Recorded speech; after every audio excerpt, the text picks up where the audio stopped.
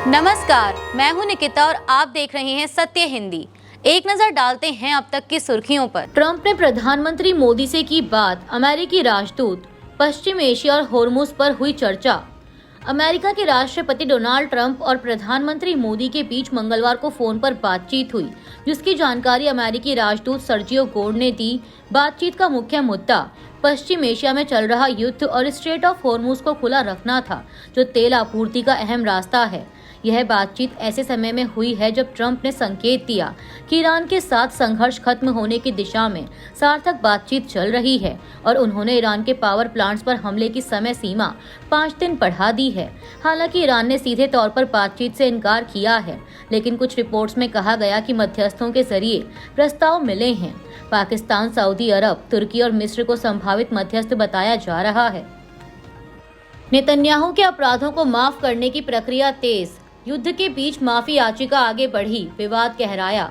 इस्राएल के प्रधानमंत्री Benjamin Netanyahu के खिलाफ 2020 से चल रहा भ्रष्टाचार का मुकदमा अब जिरह के चरण में है, लेकिन इसी बीच उनकी माफी याचिका की प्रक्रिया तेज हो गई है। 24 मार्च को हेरिटेज मंत्री अमिचाई एलियाहू ने राष्ट्रपति इसाक हर्जोग को ज्ञापन और कानूनी दस्तावेज सौंपे, जिसके बाद मामला अगली समीक्षा में चला गया। अंतिम फैसला राष्ट्रपति लेंगे। यह कदम इसलिए असामान्य माना जा रहा है क्योंकि नेतन्याहू अभी पद पर हैं और युद्ध जारी है। उन पर रिश्वत, धोखाधड़ी और विश्वासघात जैसे गंभीर आरोप हैं, जिन्हें उन्होंने नकारा है। विपक्ष ने आरोप लगाया है कि नेतन्याहू राजनीतिक लाभ के लिए युद्ध लंबा खींच रहे हैं, जबकि कुछ नेताओं ने माफी की कोशिश को लोकतंत्र पर हमला बताया है। वहीं अब अगर माफी मिलती है तो मुकदमा खत्म हो सकता है, लेकिन इससे राजनीतिक विवाद और बढ़ने की संभावना है। ईरान ने लारिजानी की जगह नियुक्त किया नया सुरक्षा प्रमुख, मोहम्मद बागर सोलगद्र को मिली जिम्मेदारी। ईरान में अली लारिजानी की मौत के बाद नए सुरक्षा प्रमुख की नियुक्ति हो गई है। मोहम्मद बागर सोलगद्र को सुप्रीम नेशनल सिक्योरिटी काउंसिल का नया सचिव बनाया गया। मीडिया रिपोर्ट्स के मुताबिक राष्ट्रपति कार्यालय में संचार और सूचना के उप प्रमुख सैयद मोहम्मद मेहदी तबातबाई ने एक्स पर नियुक्ति की पुष्टि की। उन्होंने लिखा कि यह फैसला ईरान के सर्वोच्च नेता की राय और मंजूरी से लिया गया है। ब्रिगेडियर जनरल सोलगद्र रेवोल्यूशनरी गार्ड्स के कमांडरों में से एक रहे हैं। वह रमजान ओवरसीज बेस के संस्थापकों में शामिल थे। बाद में इसी बेस के आधार पर कुद्स फोर्स यानी IRGC की विदेशी शाखा बनाई गई। सोलगद्र 8 साल तक IRGC के ज्वाइंट स्टाफ के प्रमुख रहे और 8 साल तक इस्लामिक रेवोल्यूशनरी गार्ड कॉर्प्स के डिप्टी कमांडर इन चीफ भी रहे। लोकसभा में विपक्ष के नेता राहुल गांधी ने पश्चिम एशिया में चल रहे युद्ध को लेकर प्रधानमंत्री नरेंद्र मोदी की विदेश नीति पर तीखा हमला बोला है। उन्होंने कहा कि भारत की विदेश नीति कॉम्प्रोमाइज्ड हो चुकी है और यह PM मोदी का व्यक्तिगत प्रोजेक्ट बन गई है। राहुल ने आरोप लगाया कि मोदी अमेरिका और इस्राएल के दबाव में फैसले लेते हैं और भारत के हितों की रक्षा नहीं कर पा रहे। उन्होंने सर्वदलीय बैठक को देर से उठाया गया कदम बताते हुए कहा कि इससे हालात ठीक नहीं होंगे। बता दें कि सरकार ने पश्चिम एशिया संकट पर 25 मार्च यानी कल बुधवार को सर्वदलीय बैठक बुलाई है।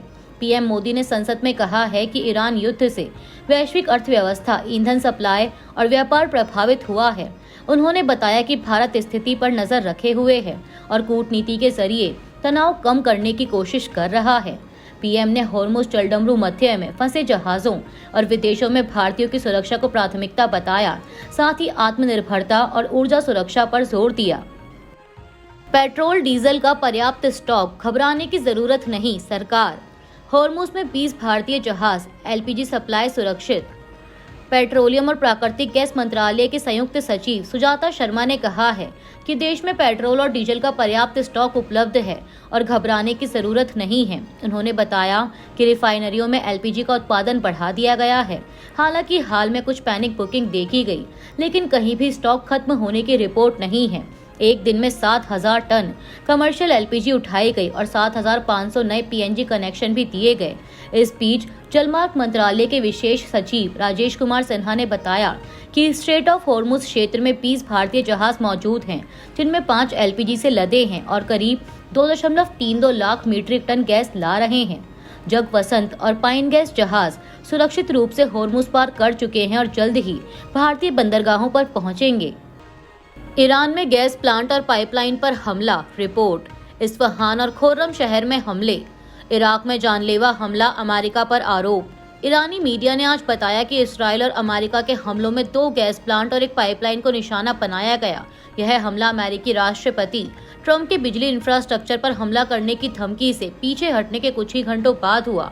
फार्स न्यूज एजेंसी ने कहा कि सायोनी और अमेरिकी दुश्मनों द्वारा किए जा रहे लगातार हमलों के तहत इस्फहान की कावेह स्ट्रीट पर स्थित गैस प्रशासन की इमारत और गैस प्रेशर रेगुलेशन स्टेशन को निशाना बनाया गया। फार्स ने आगे बताया कि मध्य ईरान में स्थित इन प्लांटों को आंशिक रूप से नुकसान पहुंचा है। फार्स ईरान का एकमात्र न्यूज आउटलेट था जिसने इस घटना की रिपोर्ट की। एजेंसी ने यह भी बताया कि देश के दक्षिण पश्चिम में स्थित खोरम शहर पावर प्लांट की गैस पाइपलाइन को भी एक हमले में निशाना बनाया गया। हालांकि एजेंसी ने यह स्पष्ट नहीं किया कि इस हमले से कितना नुकसान हुआ है। इराक में एक हवाई हमले में एक पूर्व अर्धसैनिक गठबंधन के 15 सदस्य मारे गए। ईरान युद्ध शुरू होने के बाद से इस समूह पर हुआ यह सबसे घातक हमला था। वहीं देश के दूसरे हिस्से में मिसाइल हमले में 6 कुर्द सुरक्षा कर्मी मारे गए। हशद अल शाबी गठबंधन, जो इराक के नियमित सशस्त्र बलों का हिस्सा है, लेकिन जिसमें ईरान समर्थित समूहों से जुड़ी ब्रिगेड भी शामिल हैं, ने इस हमले के लिए अमेरिका को दोषी ठहराया। इस हमले में 1 कमांडर और 14 अन्य मारे गए। स्ट्रेट ऑफ होर्मुज पर राज्यसभा में बोले मोदी, होर्मुज में फंसे हैं भारतीय क्रू मेंबर्स। सरकार ने मिडिल ईस्ट संकट पर बुलाई सर्वदलीय बैठक। प्रधानमंत्री नरेंद्र मोदी ने मंगलवार को राज्यसभा में मिडिल ईस्ट के संकट पर अपना संबोधन दिया। पीएम मोदी ने कहा कि स्ट्रेट ऑफ होर्मुज में दुनिया के कई जहाज फंसे हैं, जिनमें बड़ी संख्या में भारतीय क्रू मेंबर्स भी हैं। उन्होंने कहा कि कमर्शियल जहाजों पर हमला और होर्मुज स्ट्रेट जैसे अंतर्राष्ट्रीय जलमार्ग में रुकावट अस्वीकार्य है। युद्ध के बाद से ही होर्मुज स्ट्रेट में जहाजों का आना जाना बहुत चुनौतीपूर्ण हो गया है। भारत ने नागरिकों पर, सिविल इंफ्रास्ट्रक्चर पर, एनर्जी और ट्रांसपोर्ट से जुड़े इंफ्रास्ट्रक्चर पर हमलों का विरोध किया है, लेकिन विपरीत परिस्थितियों के बावजूद हमारी सरकार ने संवाद और कूटनीति के जरिए रास्ता बनाने का प्रयास किया। प्रयास ये है कि जहां से भी संभव हो वहां से तेल और गैस की सप्लाई भारत पहुंचे। ऐसी हर कोशिश के नतीजे भी देश देख रहा है। बीते कुछ दिनों में दुनिया के अनेक देशों से कच्चा तेल और एलपीजी से भरे जहाज भारत आए हैं। इस दिशा में हमारे प्रयास आने वाले दिनों में भी जारी रहेंगे। ईरान युद्ध में पाकिस्तान की मध्यस्थता पर कांग्रेस का हमला, बताया भारत के लिए बड़ा कूटनीतिक झटका। ईरान को मध्यस्थों के जरिए अमेरिका ने भेजा संदेश, ईरान कर रहा समीक्षा। पश्चिम एशिया में जारी युद्ध को लेकर भारत की विदेश नीति पर राजनीतिक बहस तेज हो गई है। कांग्रेस नेता जयराम रमेश ने आरोप लगाया कि अगर पाकिस्तान की मध्यस्थता से जुड़ी अंतर्राष्ट्रीय रिपोर्टें सही हैं, तो यह भारत के लिए बड़ा कूटनीतिक झटका और भारत की उपेक्षा है। इसके लिए पूरी तरह स्वघोषित विश्व गुरु जिम्मेदार हैं। जयराम रमेश ने लिखा कि ऑपरेशन सिंदूर के बाद पाकिस्तान की कूटनीतिक सक्रियता और नैरेटिव प्रबंधन मोदी सरकार की तुलना में कहीं अधिक प्रभावी रहा है। जयराम रमेश के मुताबिक जो पाकिस्तान राजनीतिक, सामाजिक, आर्थिक और वैश्विक स्तर पर बेहद नाजुक स्थिति में था, उसे एक नई जिंदगी मिल गई। उन्होंने आगे लिखा कि बिना किसी उकसावे के ईरान पर अमेरिका इसराइल के हवाई हमले शुरू होने से ठीक 2 दिन पहले पीएम मोदी की अविवेकपूर्ण इसराइल यात्रा हमारे राजनीतिक इतिहास में एक बेहद विनाशकारी निर्णय के रूप में दर्ज होगी। एक ऐसा फैसला जिसने हमें उस स्थिति से पीछे धकेल दिया जहां हम मध्यस्थ की भूमिका निभा सकते थे।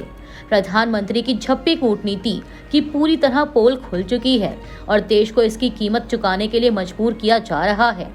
दरअसल ब्रिटेन के अखबार फाइनेंशियल टाइम्स ने खबर दी है कि पाकिस्तान खुद को पश्चिम एशिया के युद्ध को खत्म करने में मध्यस्थ के रूप में पेश कर रहा है। पाकिस्तान ने इस्लामाबाद को वार्ता के लिए जगह बनाने का प्रस्ताव भी दिया है। अमेरिका और ईरान के बीच नई हलचल देखने को मिली है। सीबीएस की एक रिपोर्ट के मुताबिक ईरान को अमेरिका का संदेश मध्यस्थों के जरिए मिला और ईरान इस प्रस्ताव की समीक्षा कर रहा है। राष्ट्रपति ट्रंप के बातचीत के दावे के बाद ये रिपोर्ट सामने आई।